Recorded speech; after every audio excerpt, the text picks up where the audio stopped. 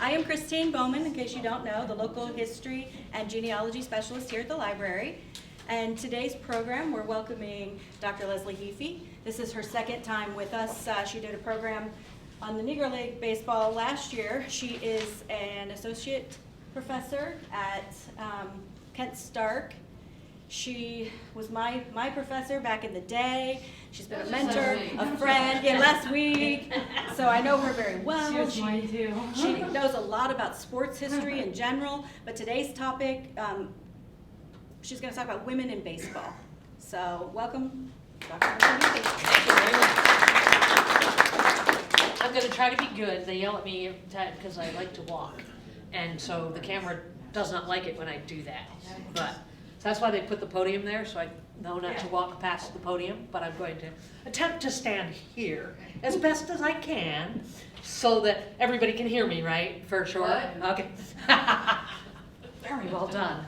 But now I just walked out of that. I know, I just walked out of the screen already, but it's all good. But yes, I did have, I've had other people in the room in class as well. So, but thank you for agreeing to spend a little bit of your Monday afternoon with me on such a beautiful, wonderful day, because it is, it's gorgeous outside.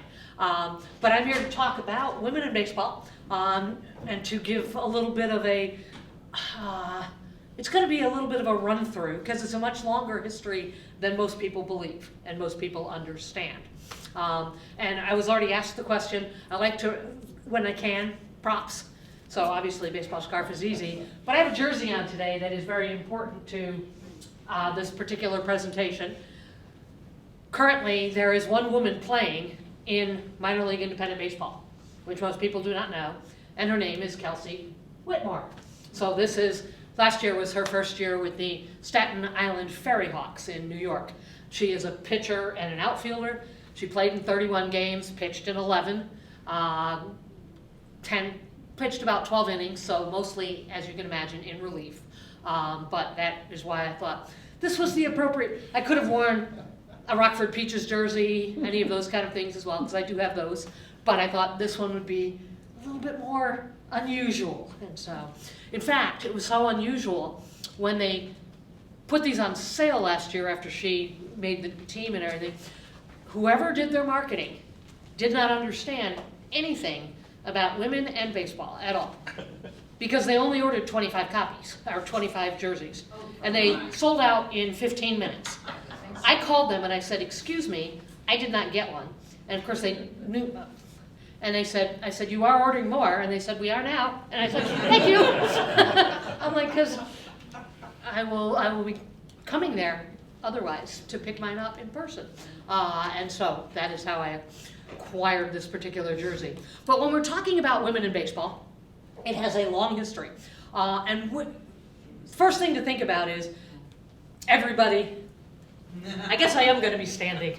Yeah, it's kind of hard to figure out where to go. So I will do my best to stand right here.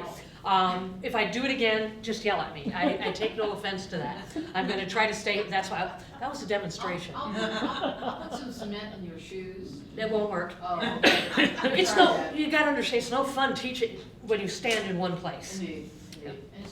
And especially when I do this all the time. So. Italian? Yeah. No, not at all. It just is what it is. I've been So. trying to take a picture of her back here for like the past 5 minutes, and every one of them is in motion. Of course. That is her personality. What can I say? It's boring for me as well, otherwise, but it's all good. So we start back in the 19th century, of course, and baseball has its early start there. And first person thing to think about is, of course, baseball was played by everybody, regardless of age, gender, etc. And so it's amazing to me that people think that this is some great novelty. As I'm like, hello, did you play with your sisters in the backyard? Everybody plays. And so that's the first thing to think about, right? But what we're really talking about here, of course, is taking it beyond that, just I'm in my backyard playing, into a more organized fashion. So where we usually start with baseball, just in general, of course, is after the Civil War. And so when we're talking about it after the Civil War, we're talking about the professionalization of baseball just in general, for men women, the whole deal. And so this is a women's team from Vassar College in New York. They were called the Resolutes, and they were playing as early as 1866. And so that's what you were looking at here. They are usually considered one of the very first organized teams that we can find information about.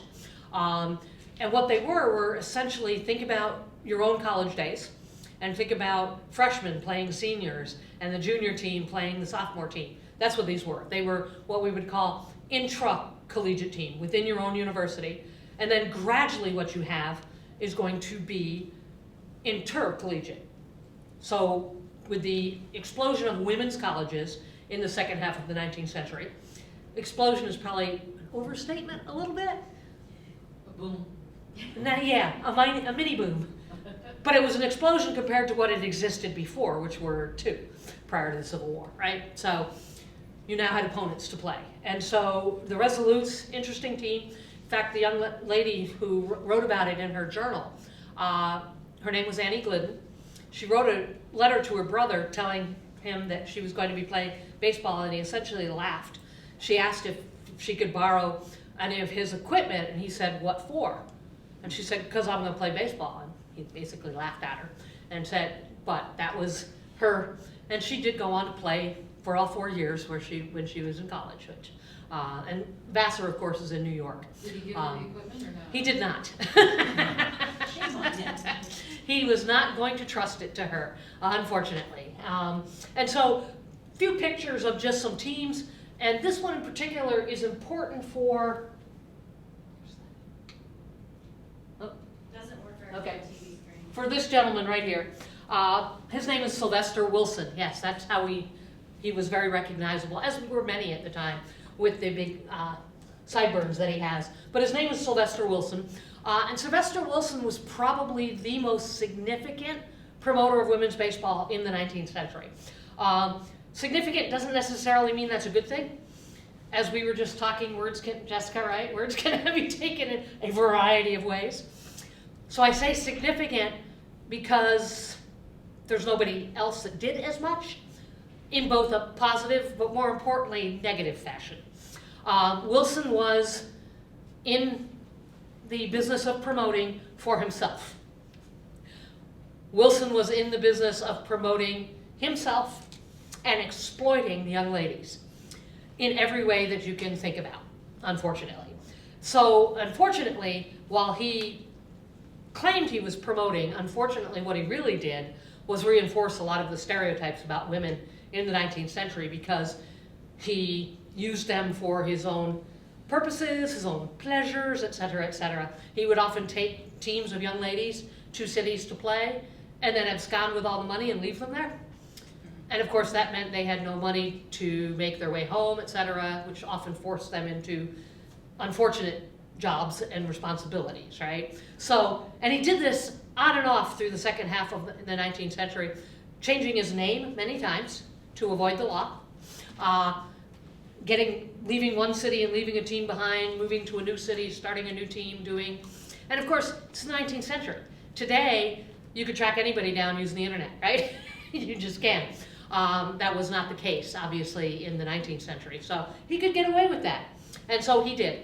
And so unfortunately, this is a lot of people's view of women's baseball in the 19th century, that it was not serious, that it was something more for pure entertainment, etc. Not really true, but that's why. This was a typical uniform that you would have seen. Early teams, once you got away from the college aspect of it, tended to wear uniforms that sometimes the dresses were not all the way down to your ankles. They might rise up about this high. Shocking. But you have long stockings on, so it didn't matter. But what was important was these early teams outside the college teams were generally referred to as the Reds and the Blues. That was it.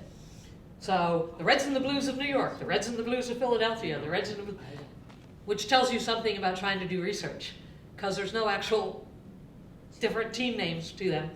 But the reason for that was usually because of the color of the belts or the color of their hats.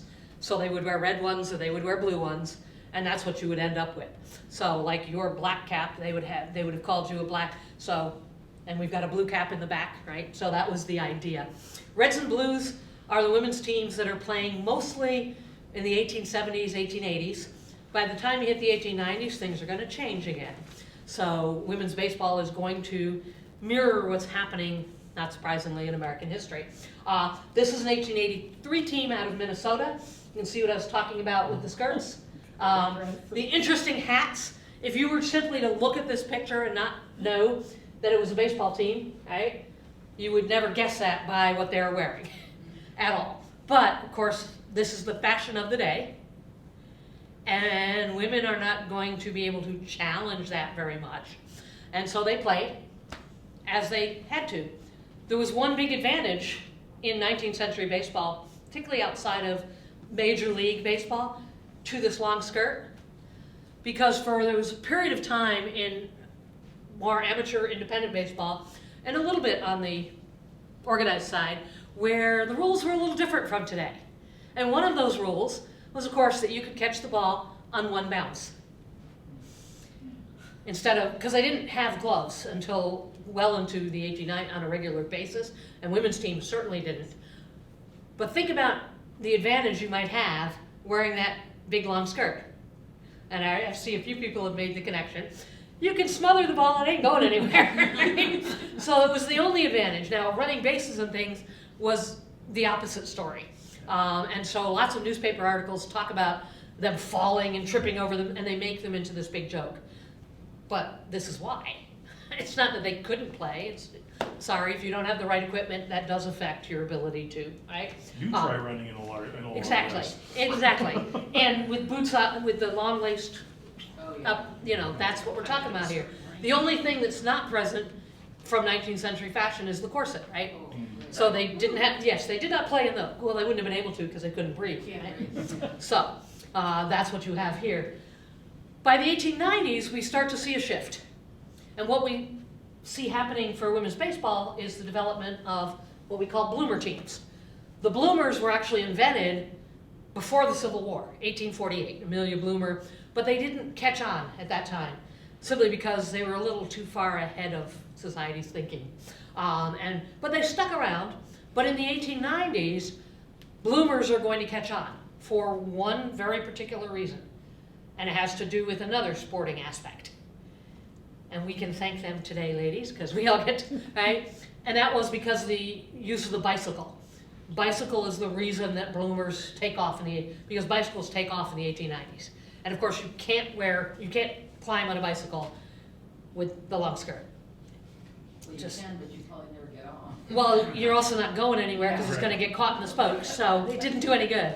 And so that, more than anything else, helped. And of course, it then translated over to other things. And so by the 1890s through the 1920s, most women's teams are going to be referred to as bloomer teams. And so you have the New York Bloomers, the All-Star Bloomers, the Hollywood Bloomers, the Western Bloomers, right? A little bit more specific names, so it's a little easier. And by the 1890s, because baseball itself has been recognized as a business, right, where there's money to be made, there's a little more coverage of women's baseball in a more serious fashion. And I say that more serious because usually what you got was Miss Sue and Miss Jane and Miss somebody or other are all playing baseball. You're like, that's great. I don't know who any of these people are. They have no last names, right? Then they get to, well, it's Mrs. So-and-so, right? And then finally they start. But most of the time, a lot of the articles are talking about their clothing, what they look like, not how they play baseball, which shouldn't surprise anybody. Bloomer girl teams, we start to see that begin to change. And we get some really good ball players by the time we hit the 1890s. And I'll talk about a couple of them here in a moment. But this just gives, and you can see already the change in uniform. Up until that time, were they just fooling around playing baseball?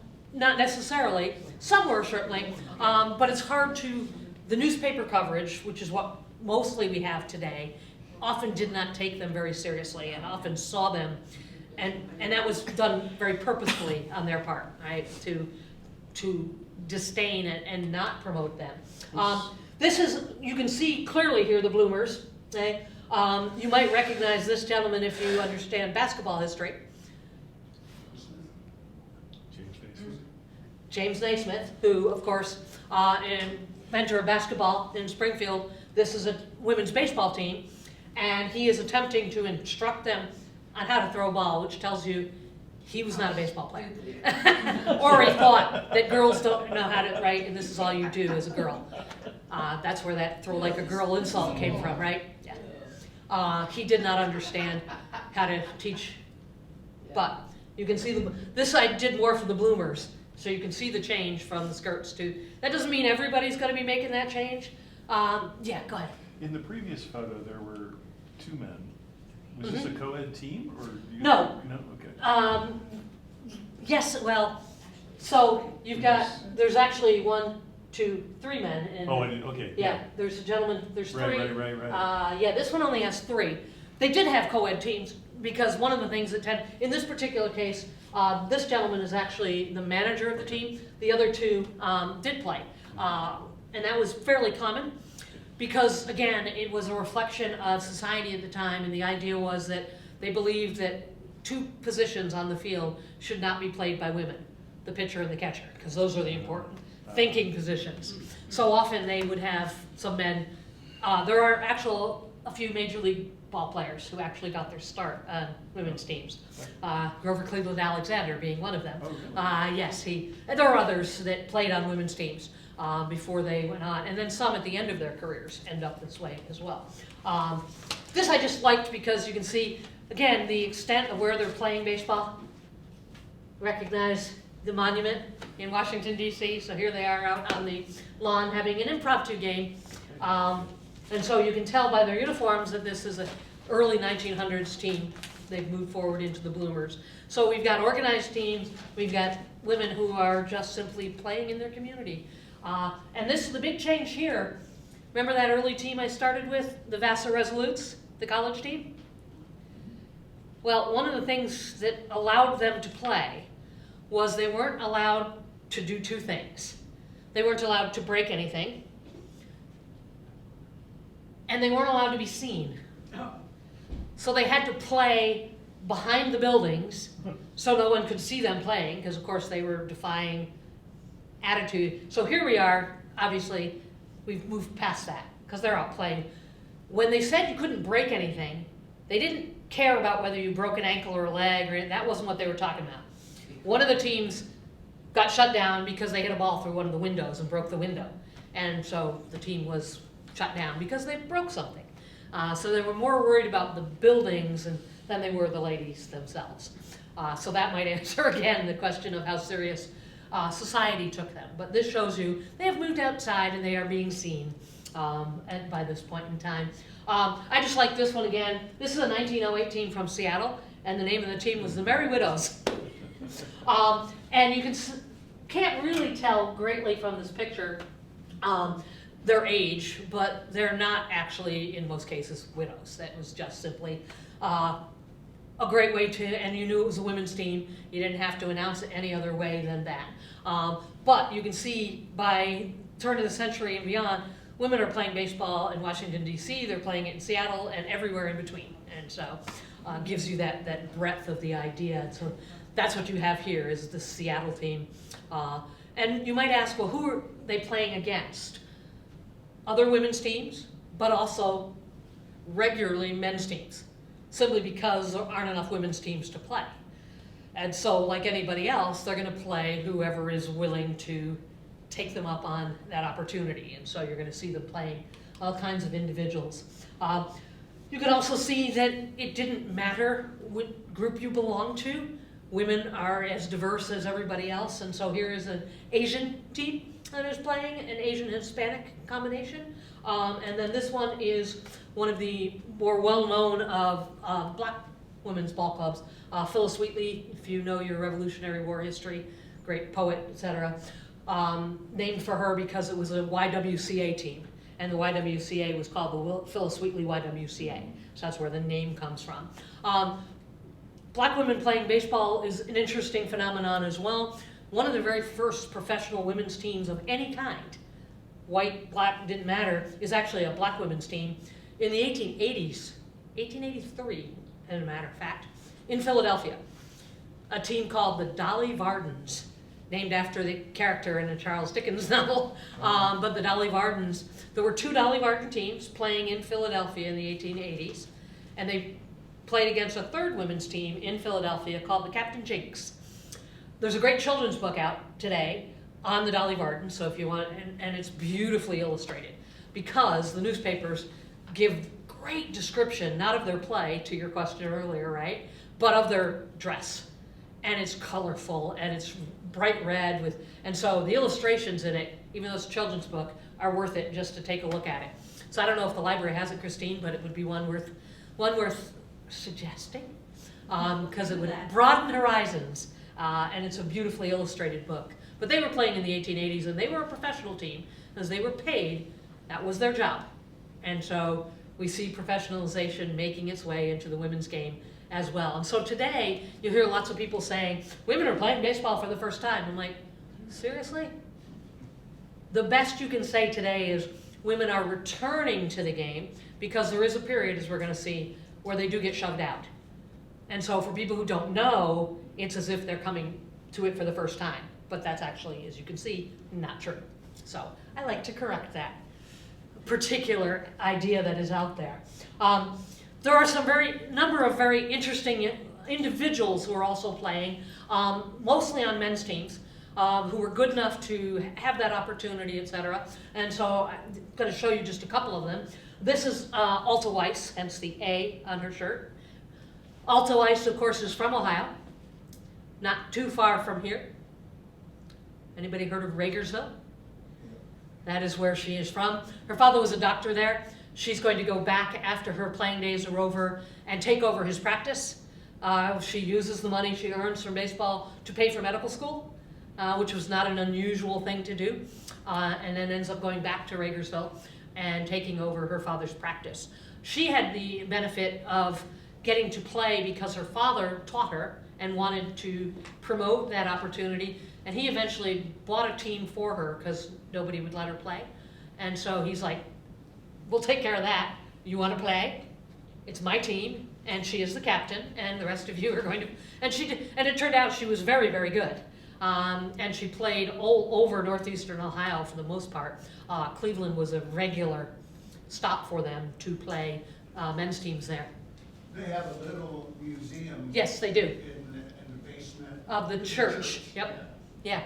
And what's her name again? Alta Weiss. W-E-I-S-S. But yes, have you seen it? Have you been? Yeah.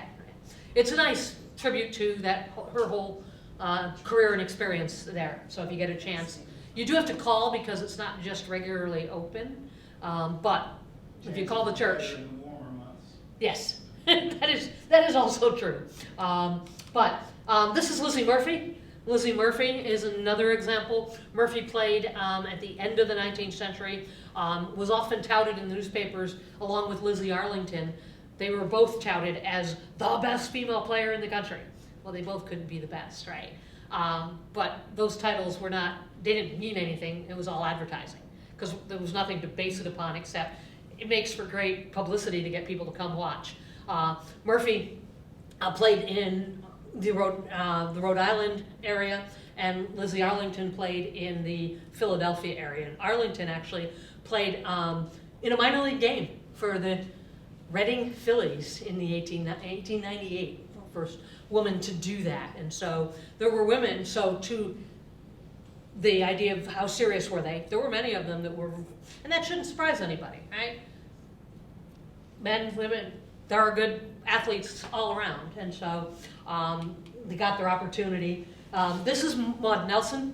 Maud Nelson, of course, was a manager, pitcher, owner of team. One of the most famous teams that she owned was the New York Bloomers, and they played all across the country. There's been some minor efforts to try to raise her profile and get the Baseball Hall of Fame to recognize her career, which was almost 30 years in the game on every level that you could possibly imagine.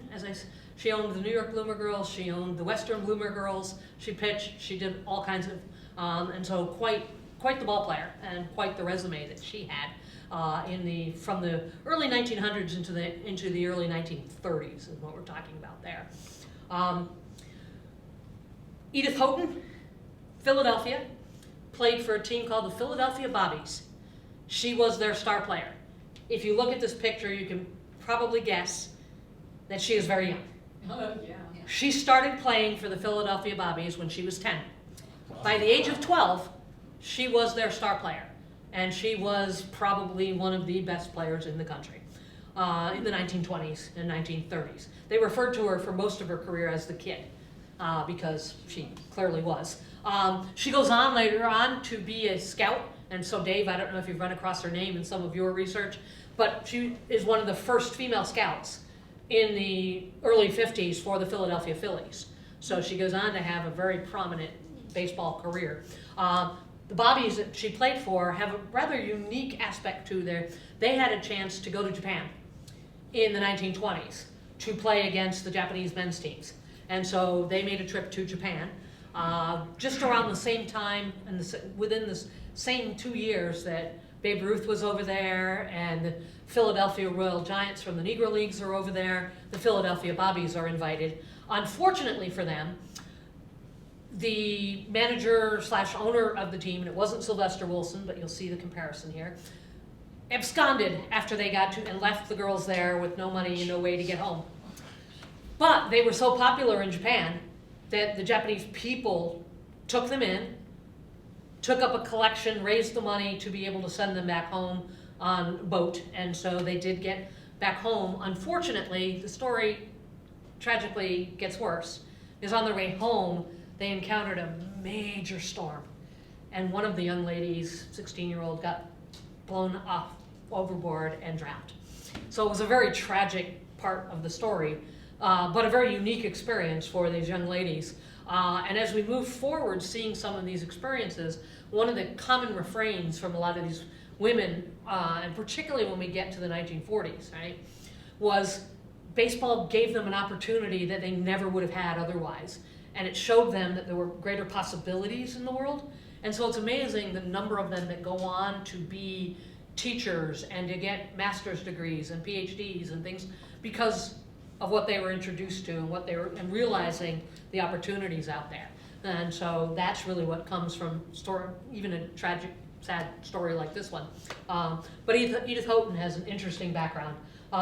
This is Jackie Mitchell, and you might recognize Babe Ruth, okay, and Lou Gehrig, all right. And so in the 1930s, 17-year-old Jackie Mitchell is going to be brought on board for the Chattanooga team.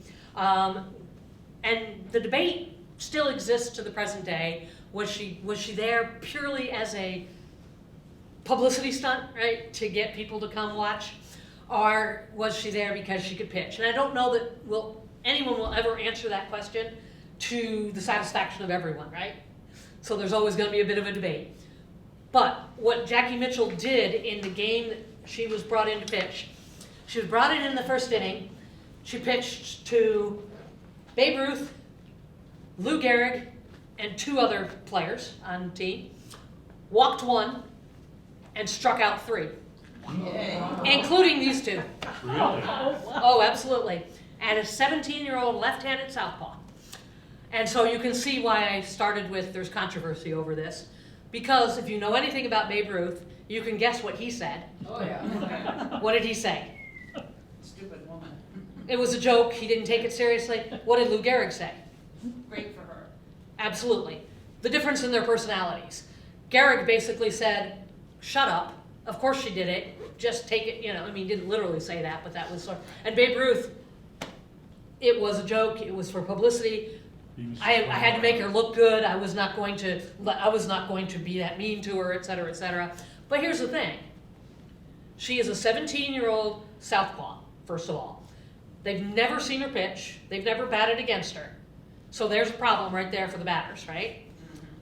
I would also tell you, and I would argue, and this is not to say that there isn't a publicity element to this at all. If she wasn't already fairly well known, she never would have been brought in by the owner of Chattanooga. There would have been no ability to have that kind of publicity for it. And she goes on to have a long baseball career after this. So she clearly could play. Now, is there an element? Yes, probably. Never know for sure. But to completely dismiss it out of hand, I think doesn't acknowledge the facts. And so she's a really interesting story, partly because of him, right? And it's a story that, you know, she to her dying day said it was legit, I was not told to, nobody, you know, and Ruth to his dying day said the exact opposite. She lived a whole lot longer than him, so she got the last word, is the way I look at it. And it was Ruth, and you knew what Ruth was going to say about most of these things, so it is not a surprise. Part of her later career, if you're familiar with the House of David, the religious cult from she played on that House of David team as one of the only females, so sort of the opposite of the men on those earlier teams. She's playing, and that again says something about her talent, because the House of David teams were very, very good. And they traveled all over the country. There were 3 House of David teams playing. One of them traveled pretty regularly with the Kansas City Monarchs from the Negro Leagues, and then there were 2 independent teams. Satchel Paige pitched for them, things like that. So this is who she was playing for later on, after this experience. The other place where we see women playing is, of course, in the Negro Leagues themselves. And what we typically recognize here are 3 women who played in the 1950s. This is one of the 3. The 3 women who played in the 1950s, Connie Morgan, Toni Stone, and Mamie Peanut Johnson. She stood about this tall. She was barely 5 feet tall, hence the name Peanut.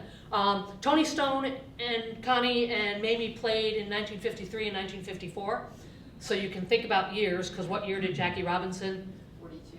47. So, but in that general time frame. His number was 42. Yes, his number was 42. So you can see this is 53 and 54. So once again, the immediate sort of thought is these ladies played in the Negro Leagues purely for publicity to bring in, because the Negro Leagues are declining. Certainly, it's a business, right? You need to put people in the seats. But once again, the only way you're going to do that and keep them coming back is if they're not a joke. Otherwise, you only can play them once, and the word's going to get out, right? And who's going to come see them play and take it and spend your hard-earned money? Toni Stone was the first that we recognize, and Toni Stone hit .254 in her first season, which is pretty respectable. She also was elected to the East-West Classic, which was their All-Star game. And yes, that's popularity to a certain degree, but that also says something. Not everybody gets that opportunity. And so, and then if you've seen a movie, A League of Their Own, and you've seen the new series, you will recognize that there is a scene in that movie where there's a young black girl who comes, and she is essentially turned away. That is based on the story of Mamie Johnson. Mamie Johnson did go to a tryout and was turned away, and ended up playing in the Negro Leagues instead. And as she said, later in life, one of the many times I met her, she said it was the best thing that ever happened to her, because she became the first female professional pitcher on a major league by playing in the Negro Leagues instead. Retrospectively, we can think a lot of things, right? But that was the way she chose to look at it. She got an opportunity to pitch for a year for the Indianapolis Clowns. She wasn't bitter about it. Not at all. No, she loved her experience. In fact, later she went on to be a nurse for a long time, and then in the latter years of her life, she actually owned a Negro Leagues memorabilia shop in Washington, D.C. with her son. Unfortunately, it closed just a couple of years ago. But you also, if you follow baseball, some of you may remember a few years ago, a young lady pitching in the Little League World Series, Monet Davis, first to win a Little League World Series game, female. She actually got a chance to meet Mamie Johnson, and so I sat at a ball game with Mamie and Monet, and the opportunity for those guys to sit and chat was really a cool experience on all sides. And so from the 1950s to the 2010s, that connection was kind of, because Mamie lived the longest of the 3 of them. But that's another example of this kind of thing. Probably for most people, your introduction, and so I gave you a lot before we got to what most people know. And of course, that's the All-American League. And most people know about it because how many people have seen the movie A League of Their Own? Okay, so right there is your answer. Yes. Yeah. How many people have seen the new series, A League of Their Own, from Amazon? Okay. I highly recommend it. It's not meant to be, in any way, shape, or form, a remake, because you can't remake a classic, but it is a building off of, and it develops other stories. that were not developed because of the time frame, et cetera, et cetera. But the All-American League, of course, as you know, here in the Midwest, all the teams, though there were none in Ohio, interestingly, they were just a little farther to the Midwest, the most famous of all being the Rockford Peaches, who were there as one of the members of the league from the start in '43 all the way to its close in 1954. The league was never meant to last that long. It was designed as a temporary fix because there were over 500 ball players from Major League Baseball, Minor League Baseball, et cetera, who went to serve in the war. And so the idea was the league was there to fill a gap. And it was originally supposed to be a softball league. And so it was not meant to be a baseball league, but it very quickly became that. And the rules changed over the course of, and so they started with underhand pitching, and then they went to sidearm, and eventually to overhand. But they played by all the same rules as Major and Minor League Baseball. And yes, all the rules that you can think about. And so the scenes in the movie where they talk about, if you remember, having a charm school, some of those that was true in the first year only. That is not something that they kept up because the league ownership changed. And it moved from Philip Wrigley to one of his staff to eventually the women owning and controlling the league themselves. And they were not going to do those kinds of things if they didn't have to. And that's where you're also going to see, they don't ever get rid of the skirts, unfortunately, but they do eventually add shorts underneath just to be a little safer. Because if you've ever played, this is not, again, the opposite of the long skirt. This is worse in some ways. And it was purely to remind everybody that they are women first, ball players second. Whoops, sorry, I don't know what I did. Women first, ball players second, right? And that was the idea. This was supposed to be temporary. We don't want society to change their views of women, right? We're not challenging their femininity. In fact, one of the phrases was, they'll still be women after they're done playing. And you're like, what? But that was sort of the idea. Will the men still be men after they stop playing? I suppose so. That was never asked, of course. Right, and so one of the most well-known of all the players at the time is this young lady here, Sophie Curris. Sophie Curris played for, in the All-American League, they tended to move players around a lot because each year, instead of staying contracted with one team, the idea was to create greater parity in the league. So at the beginning of every season, they would get together and move players around in order to try to make sure that one team, like the Yankees or something, right, didn't have a long run of domination because that would just destroy it for the fans. So Curris played for a couple different teams. South Bend was one of them. But what she was known for, hence this picture, is for her speed. And in one season, she stole over 200 bases. So she's right up there with Rickey Henderson and all the others. In fact, in her short career, if you compare the number of years she played to theirs, she stole more bases than anybody in Major League Baseball. And of course, that immediately raised the question, and people said, well, the bases must have been shorter. And I'm like, no, what part of they played the same game on the same fields do you not understand, right? So, Sophie Curris, interesting challenge to, now, at the same time, we do acknowledge that most of the women playing in the league had never played baseball before, had played softball at best, and it is a different game, right? There are different, and so it's not an easily, automatically transferable skill for everybody. There's a learning curve. And so for many of them, hitting was always the difficulty. So we don't have big home run hitters, we don't have high batting averages. What we do have is some incredible pitching. And just yesterday, if you were paying attention to the news, you would have seen that 96-year-old Gene Fout died. The best pitcher in the All-American League by far. 4 no-hitters, 2 of them perfect games in the course, and she died yesterday, just last night. So these are the kinds of women that were playing. They came from all over the United States and Canada. And then for a short period of time, starting from 1948 onward, there will be 8 young Cuban women who will also join, but they were white Cuban.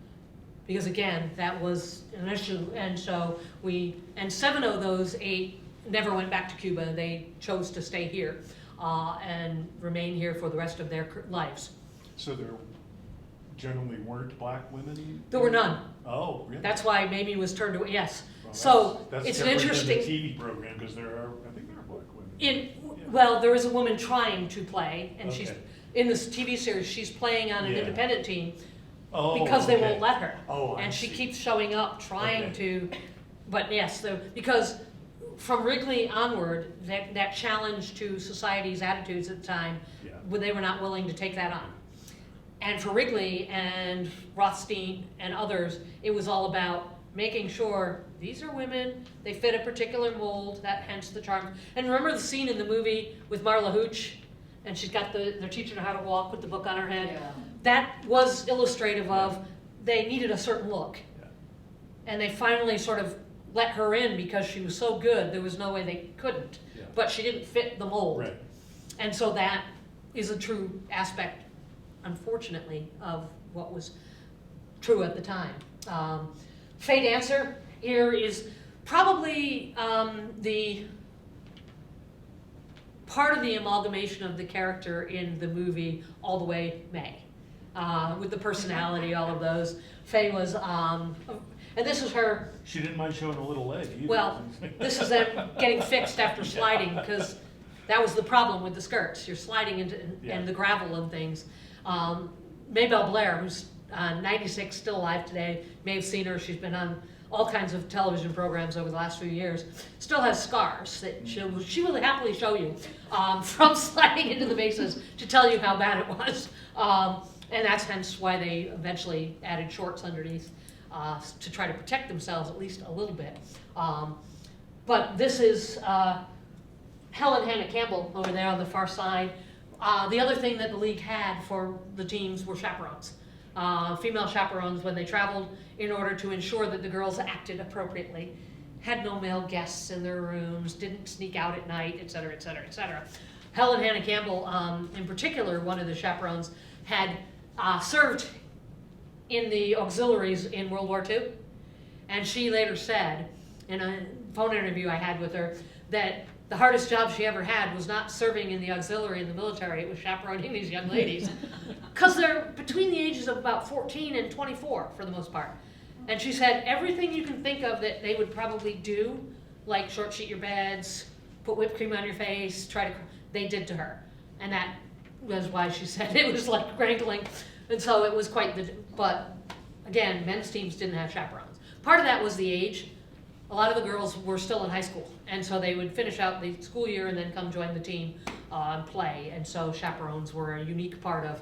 All of the managers, to sort of lend some legitimacy, were all former Major League ball players, with two exceptions. One was a minor league ball player and one was a hockey coach, but it was from the NHL, so it was still somebody that was going to lend, and there is no single manager that Tom Hanks' character was based upon. They always say that it's Jimmy Fox and others. All of them were amalgamations of characters, so they're not really based on a single individual. People always want to try to match them up. They don't match up. That was never intended to be that way. This is one of the teams when they went on spring training. Twice the teams went down to Cuba and Latin America and did their spring training. So again, think about the Philadelphia Bobbies who went to Japan. These women got to go not only all across the country, but out of the country as well. And so the thought, again, was baseball gave them an opportunity that they would never have gotten otherwise. And there's a great book written by Dr. Cat Williams that looks at the careers of these players afterwards. And it's amazing the number of them, again, PhDs, master's degrees, go on to teach at universities, become the first female executives in lots of companies. Maybelle Blair, as I mentioned before, becomes the first transportation director for a major international company. And so they all said these never would have happened. They wouldn't have even known these opportunities were out there without this chance to play. Do you happen to know the name of that book? It'll come to me in a second. I got to think about it. Okay. Yeah, no, I will. It's Dr. Cat Williams. It'll come to me she's got two books. One on one of the Cuban ball players, and then this one, and the title escapes me. Are you looking it up, Christine? I am. Thank you, but yeah, just look up Dr. Cat Williams and you'll see it. Because I don't, off the top of my head. Umpires is another area to look at, just to be able this is Amanda Clement. Amanda Clement began her career umpiring as the first recognized female umpire in an independent league, 1905 to 1909.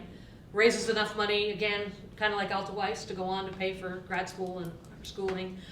She got a chance to umpire simply because she showed up at a game that her brother was playing in, and the umpire didn't show up. And they didn't know what they were going to do, and her brother, to his credit, said, "My sister can do it." And they all kind of looked at him, and he said, "I have the ball. You want to play? My sister umpires." Kind of like, I have the money to make a team, right? So Amanda Clement immediately proved that she knew, because all it was you had to know the rules. Hello. And their issue, well, she hasn't played, didn't matter. She knew the rules. She knew the rules better than they did. And so she's going to go on to, yes, thank you, the All-American Girls after the AAGPBL. Thank you. The All-American Girls after the AAGPBL. That's the name of the book. Yeah, and so Amanda Clement gets this opportunity, and mostly out in the far west. So Nebraska was where she was from. There's also a children's book written about her as well, and so you can read about Amanda Clement. She made her own uniform, and all it is a long skirt, and then on top she put the word "umps." And so that was her own creation because there wasn't anything. And so and interestingly, this is the first decade of the 20th century.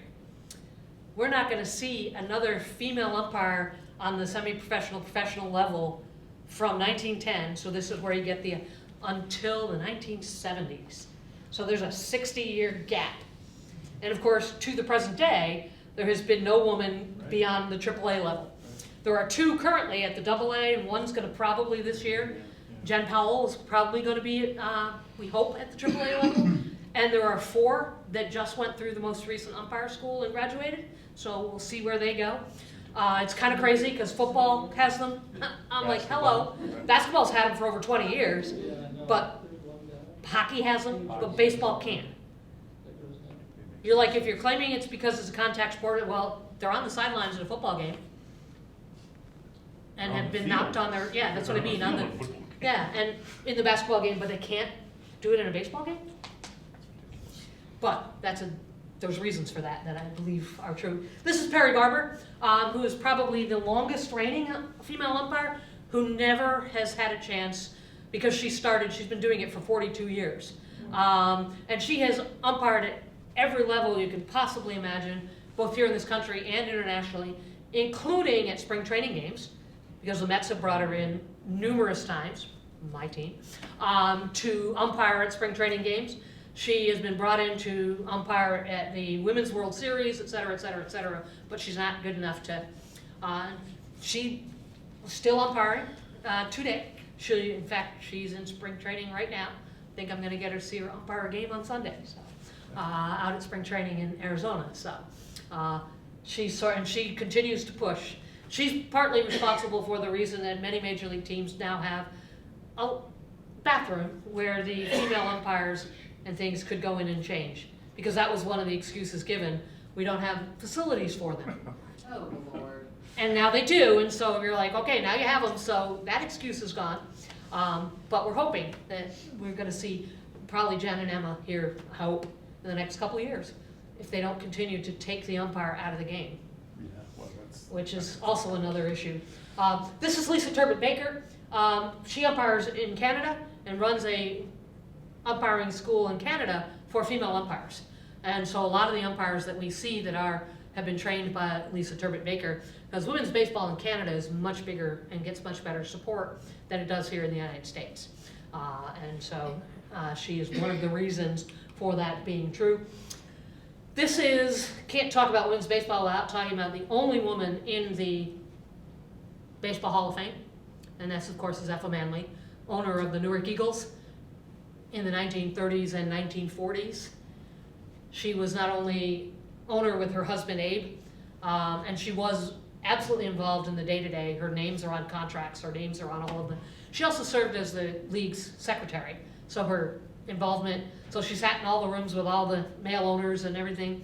She is also the woman who, after Jackie Robinson was taken by the Dodgers to play in Major League Baseball, Kansas City Monarchs were not reimbursed for they just took him, and she said, that's not happening. You want our players, you'll pay us like you pay any other team that you take a player from. And she pushed and pushed, And so Larry Doby, Monty Irvin, who came from her team, she got paid. And after that, so did all the other owners. And so those are the kinds of things that she did in her position as the owner of the Newark Eagles from, well, it starts with the Brooklyn Eagles, 35 to 48. So there's a pretty extensive, and she was elected to the Baseball Hall of Fame in 2006. And so currently is the only female elected to the Baseball Hall of Fame. The All-American girls have their own wing, but they weren't actually elected. It's just to recognize their history. So she's the, and Claire Smith is there as a writer, but that's also a separate, they're not elected. So just in case, I usually get asked that question, but aren't there, she's the only one elected currently. We're hoping to change that, but so far, she is it. She's not the only female owner, there are lots of them. Olivia Taylor is one of the earliest. You can see her time frame. She became the owner of the Indianapolis ABCs, Negro Leagues, 1922 to 1924. Second female owner that we know about. The first was Helene Britton with the St. Louis Cardinals from 1911 to 1918. She is the second in Indianapolis. The Indianapolis ABCs were one of the original 8 teams in the Negro Leagues. And she goes on to have a short but prominent career in the NAACP as a result of her. She becomes the first female lead of the NAACP in Indianapolis and the first woman to bring the national convention to a major city when she brings it to Indianapolis in 1927. So again, that idea that these provide opportunities to do more, right? And so Olivia Taylor. This is Minnie Forbes. Minnie Forbes, also an owner, owned the Detroit Stars in the late 1950s, also played for the Kansas City Monarchs in the Negro Leagues. She was a third baseman. She is still alive. She's the only female owner prior to 1960 that is still alive. And she lives in Grand Rapids in Michigan.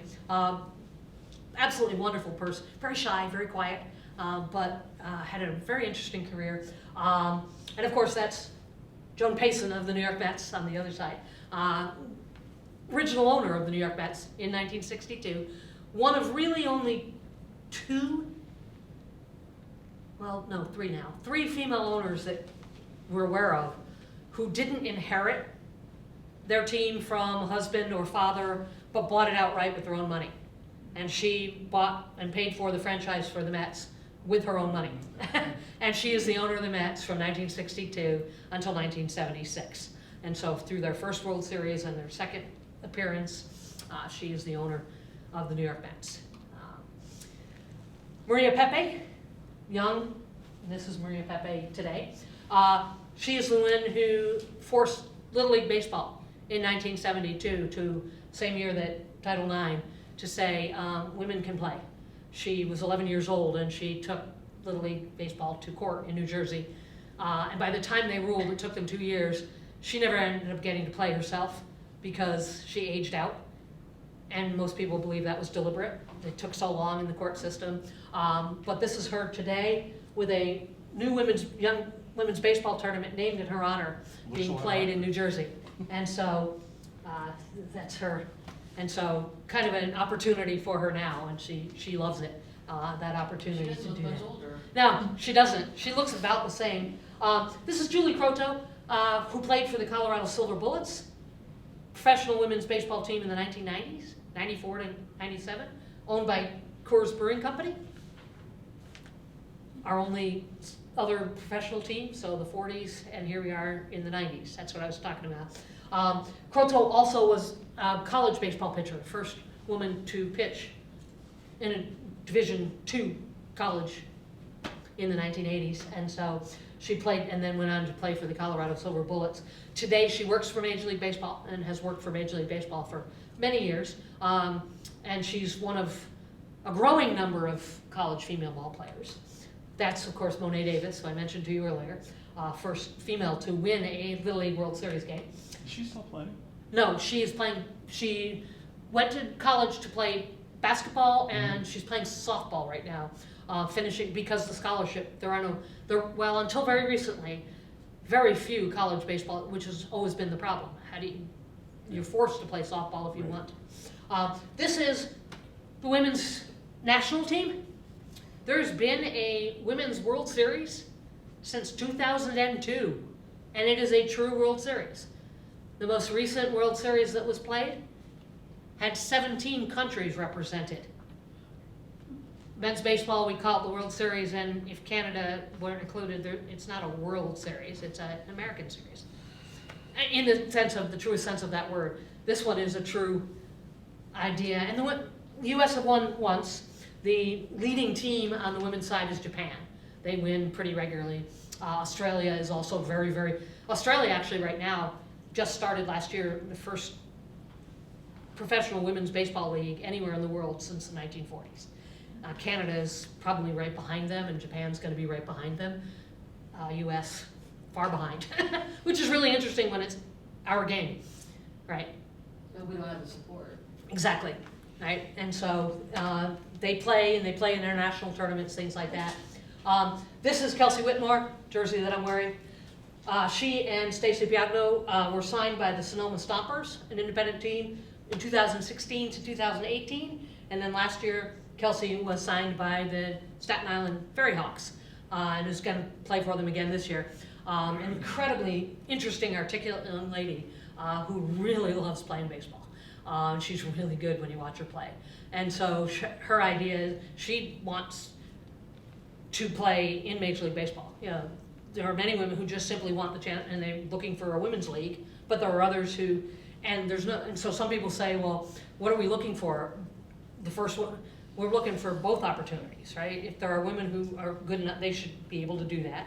And then the idea of a women's league for those who simply want to play, and they're not asking to play in the major leagues, they're just simply asking to play, yeah, like we saw in the 1940s. So they're sort of the new generation of that idea. And then this is just a couple of examples of some of the women who are finding other roles as the roles increase. So you've got reporters, play-by-play, right, co-hosts, analysts, co-hosts for different shows. Last year there were 3 minor league teams where their entire broadcast crew for the first time were all female.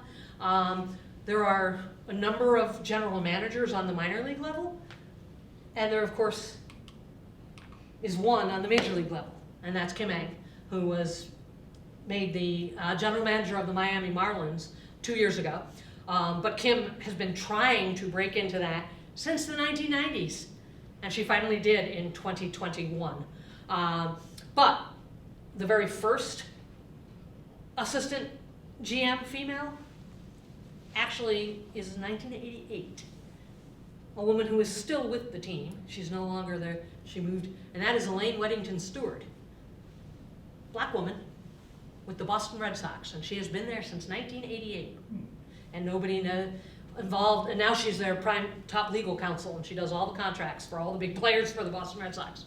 But Kim Ng, the picture I skipped over that's Alyssa Nacken, one of the first to get an on-the-field role, and she was the first base coach for the San Francisco Giants. And so we got to see her on TV in 2021.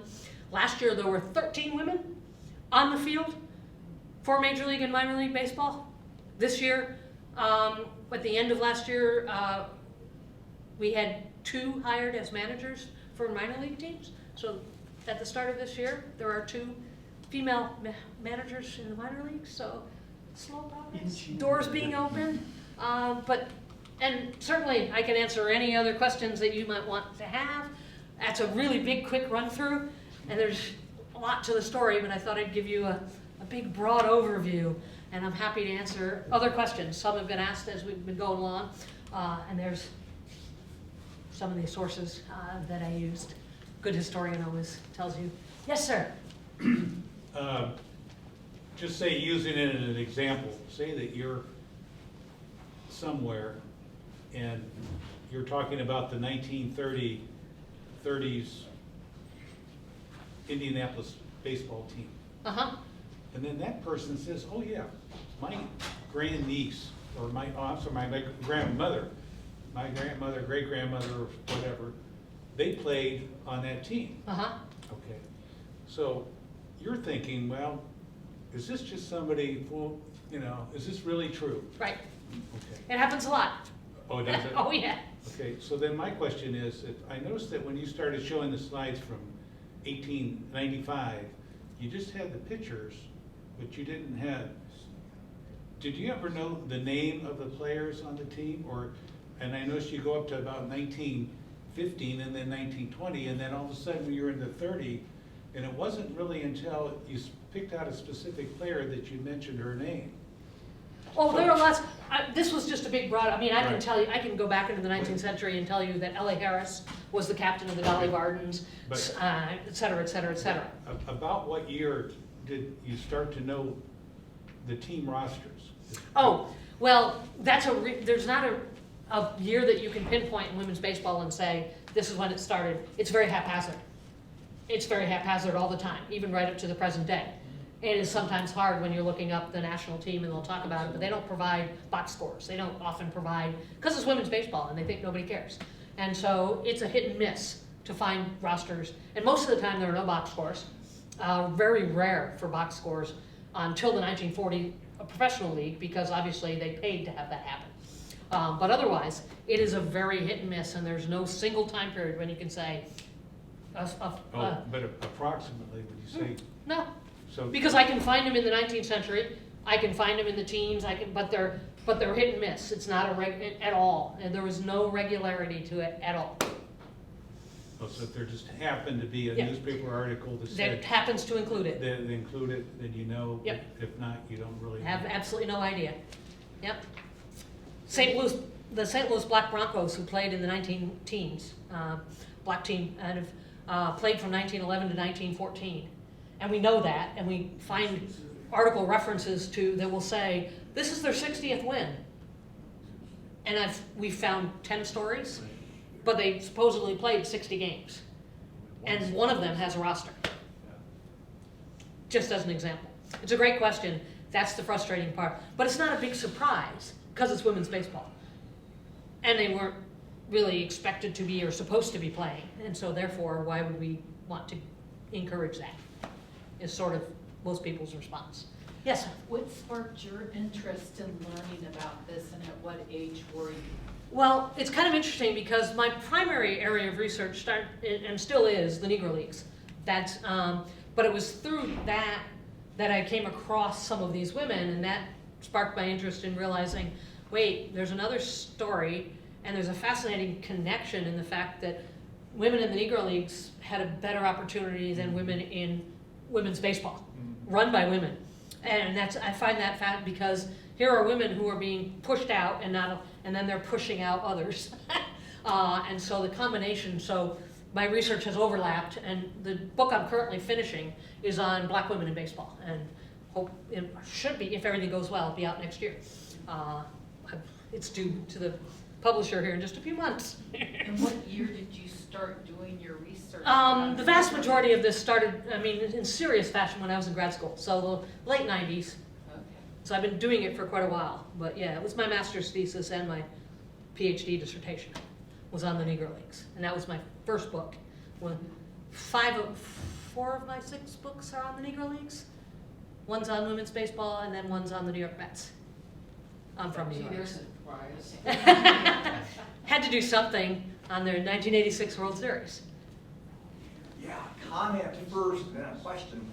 Wow, you are a great professor. Oh, well, thank you. I went to college in the 70s. I don't remember a lot of my college. But what I do remember are the professors I had that were like you, that were entertaining and enthusiastic and energetic and engaged. And you're wonderful. And I'm really impressed. Okay, what does he want? Yeah, is that your uncle? I really like that you cite sources. That really means a lot to me. My Have to do it. question is, did any of these teams or organizations print programs or have Yes. greeting cards?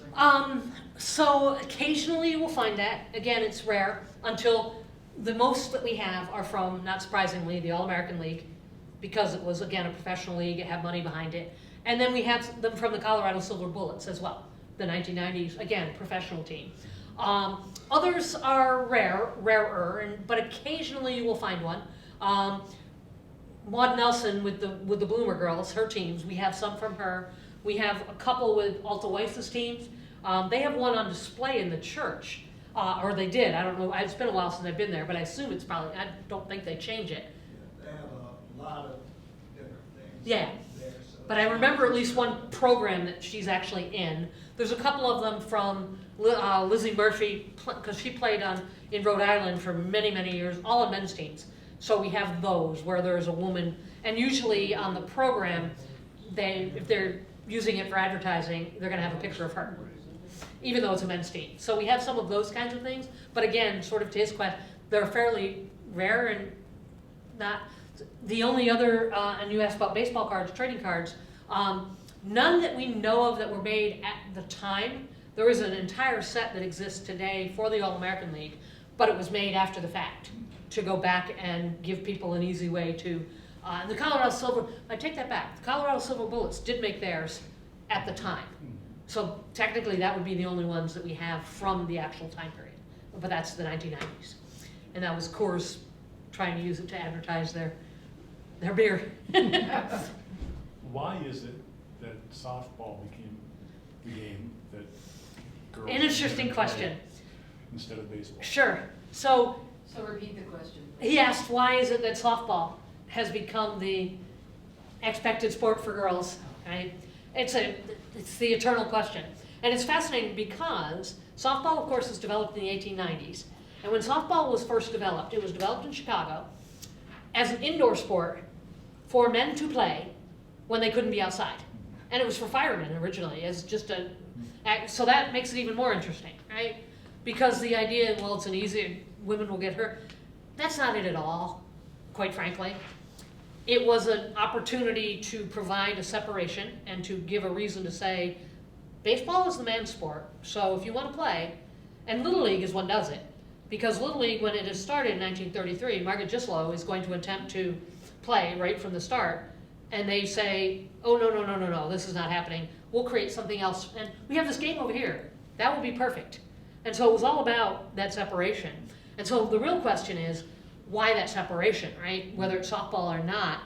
And I think part of the answer lies in the role that baseball has played in American history. And the idea that baseball was founded, and by the 1850s, is being referred to as America's national pastime. Which means it's important to America's understanding of itself, its character, and this is in the 1850s. When muscular Christianity was exploding, and that's all about male, muscular, right? And so baseball tied up in this image that America has of itself. And the roles. And women don't have muscles. And women don't have a role in that, They and don't have any therefore. muscles. They don't have any Right. muscles, that's the. They weren't supposed to, and we're not going to encourage that. And therefore, baseball continuing, and of course it precedes all our other sports, and it gets tied up even in our identity at the turn of the 20th century, right? As a result of the Spanish-American War, when we make our first foray out onto the world stage, right? Because of Teddy Roosevelt, et cetera, et cetera. But at that time period, baseball commissions a study, and they have an expected outcome. I mean, like they say, we're going to commission this study, but we already know what answer you're going to give us, so you're going to give us this answer. And the answer was, you're going to find a way to prove that baseball is America's sport, and it had no connections to anything that was British at all. Which of course isn't true, but they literally came out with a study that said that. So it, once again, tied directly to, at a time period when America is flexing its muscle again, is this big, and we have a president, Teddy Roosevelt, who saw himself as the quintessential male. Even though he wasn't, I mean, but that's, How and did so, softball though become the women's? So that's why- As you so- say, it started so with when Little women. League is what pushed it, when we have women Okay. trying and they say no, we have a sport over here. Okay. And so suddenly you have this opportunity, and so it literally grows separately. And of course today, we still have the issue because women who start in Little League, and we get lots of them, right, are forced to, if they want to continue, to switch to softball because there are no scholarships to go to college. So until that changes, and it's slowly beginning to, last year we had 16 women playing in college, and this year there are 18 or 19, I can't remember, club women's baseball teams. So it's a start. And there's actually, last year, there was the first club baseball tournament for women. And this, there's gonna be another one this year coming up in April. And there are gonna be 16 club teams from around the country, college teams playing. So that's a start, but that's part of the, and until that changes, but that's really where Little League, in many ways, is responsible for that pushing, and then when they got taken to court in the 70s over it, their answer was, okay, they have to have an equivalent game. That's all that Title IX requires. So Little League today has a Little League baseball track and a Little League softball track that is sponsored by Little League Baseball, but it's softball. So they've met the letter of the law under Title IX by providing what they consider an equivalent sport, even though it's not the same game. Yes, sir. It's not the same level, but around 1960, when I was playing Little League ball, they had a girls' baseball team called the Golden Jets. Okay. And they changed the rules just a little bit because they were allowed to be, normally Little League is 8 to 12. Right. So they changed it a little bit so the girls could be a little bit older. Sure. I think they went up to. Probably 16, 14, 15? Right in the middle, about Okay, 15. yeah. Because I've seen some others that did that. Yeah. Where was this team? Where did you It play? was down in Tuscarawas County. Okay, okay. In Denison and Uricksville. Oh, sure, okay, And yeah. so, but I remember that, because you remember, you're saying about them going to court in the 70s, I remember in the 60s, Right. they used to have. And some small community, that was often the case. Unfortunately for Maria Pepe, she was playing in Newark, New Jersey, so a very big, and somebody complained. And that was what brought about the lawsuit. But prior to Maria Pepe, we do have lots of examples of that kind of thing happening, where they could fly under the radar. And as long as nobody complained and everybody was cool with it, Well, they were kicking butt, so. good for them. Good for them. Goes without saying. That's awesome. The Golden Jets. That's pretty cool. Okay. Anybody else? Did you ever actually play baseball? I did not. I'm not. You're not a participant. The coordination level was not there where it needed to be when I was, and so no, I ran track and cross country all the way through college instead. And so that was my contribution. No, I just have always enjoyed, I love it, and being able to combine your love of history with that. And people are always like, how come I didn't know about that when I was in school? I don't know. What is I got it- lucky. What is it they say, if you find something you like, it's never work? Absolutely. Right. Absolutely. It's fun. And It it's sounds always like fun. I mean, just I was telling Jessica's class, was that just yesterday, I guess, about the research I was doing, and that the night before had gotten stymied on something, and I found a different way to look, and I found 55 new resources, new teams, black women's teams playing in this country. 55 of them on Monday night. It was awesome. I was You like, got some work I've to got, do. well, there are so many. It's so cool. But yes, 55 of them. And I was like, yeah, baby. That's what makes it fun. That's what makes it fun. Unfortunately, most of them are single line references. The black women's team is going to be playing this Sunday, but now I know they existed. And so, best I can do in most cases. What does the Egyptians say about keeping it in mind? I'm really paraphrasing. As long as you have it in memory, it still exists. Oh, yeah, yep. Well, they're there, and every time you find one, it just, you know there are more. Yeah. Just because their newspaper doesn't mean they didn't exist. I bet if I look up the Golden Jets, I'm not going to find much in the news, but they existed. I'll find a little bit, but you're not going to find much. Because they just did regular schedule, just like for the boys. Right. And they did all, who got the hits and pitches and all the rest of that. But what's interesting is the Little League headquarters in Pennsylvania and their museum, when you ask them about women's teams that have played over the year, they have no records of any.